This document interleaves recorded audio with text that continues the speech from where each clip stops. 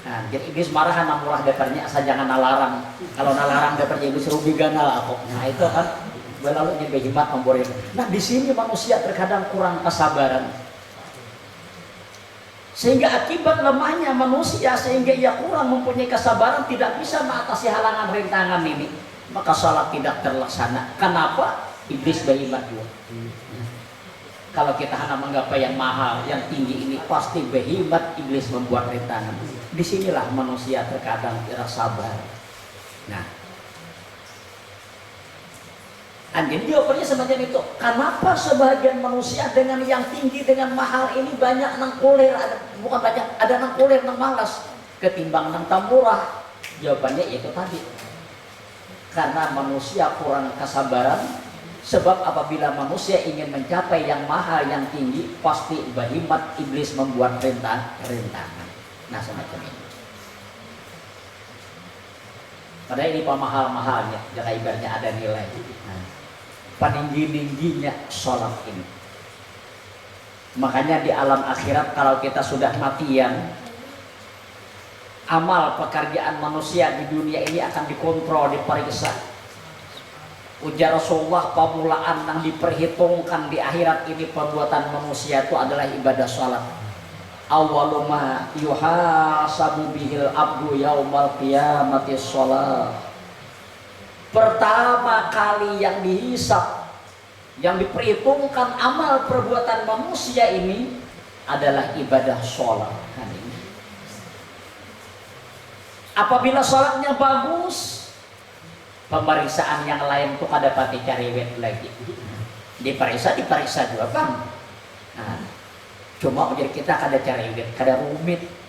Tapi apabila sembahyang ini sudah kurang sempurna, jangan bahasa kita banyak lubangnya, banyak wawah pada nang baik. Nah itu tuh, nang lain akan semakin lebih cariwet, nang lain akan lebih rumit pemeriksaannya.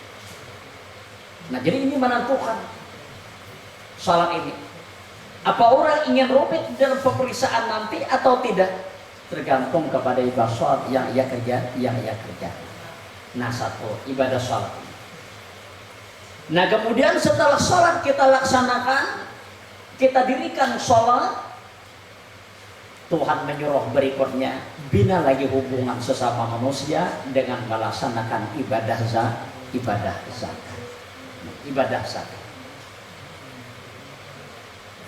Walaupun zakat ini kan sedikit nilainya, tapi bagi orang-orang yang kurang mampu, orang-orang yang kurang mampu di dalam kehidupan, sedikit nilainya bagi orang yang berada, bagi orang yang kurang mampu besar artinya bagi dirinya, kan semacam ini.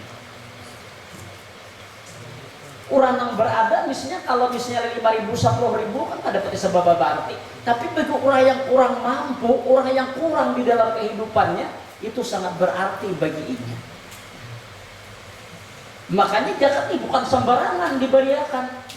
Ada hak-hak tertentu, ada orang-orang yang tertentu untuk menerima zakat ini, bukan sembarang orang. Kenapa? Karena zakat ini untuk membina hubungan sesama manusia, supaya tidak ada lagi jarak pemisah antara yang kaya dengan yang miskin, tidak ada lagi jurang pemisah antara yang berada dengan orang yang kurang mampu. Nah, orang yang kurang mampu merasa terayomi, merasa terbantu oleh orang yang kaya, sementara yang kaya akan hilang sifat sombongnya karena ia mau menyantuni orang yang kurang berada. Semacam itu. Nah jadi salat supaya berhasil dengan baik didukung dengan pelaksanaan ibadah zakat. Cuma ini terkadang di masyarakat kita masalah zakat ini kurang banget kurang banget atur dengan baik, sehingga banyak aja nambah zakat tapi masih sembarangan kelihatannya nih, masih sembarangan. Malah dulu pernah ada menagur orang CP kan berduit kan, mengeluarkan zakat langsung membuka akan puasa. Iya, kan syukuran kan bagus tuh. mengeluarkan zakat, langsung syukuran buka bersama di rumahnya, buka bersama. Dengar buka bersama ini diundang jiran tetangga apa segala, diundang jiran tetangganya buka bersama kan. Nah, nangarankan jiran tetangga ada pun kalau baca calokan bahala-halat, semua jiran diundang. Nang non muslim tak juga datang juga ya umat. Begitu habis buka bersama, tuan rumah ini kan berdiri di pintu. Orang bubar sini berdiri di pintu bagi amplop. Setiap orang keluar dapat taros. Nah, nang sugi dapat juga sebutin amplop. Nang bujur kurang mampu dapat juga sebutin amplop. Ibaratnya isinya 20.000, nang sugi 20.000 juga, nang bujur-bujur miskin 20.000 juga. Nang kata Islam dapat juga 20.000. Kenapa jangan mati kayak itu? Bejakat. Ini jar hak jiran. Hak jiran. Memang di dalam mengeluarkan zakat, jiran itu memang diperhatikan. Jiran, tapi bukan semua jiran. Jiran yang benar-benar mustahil zakat.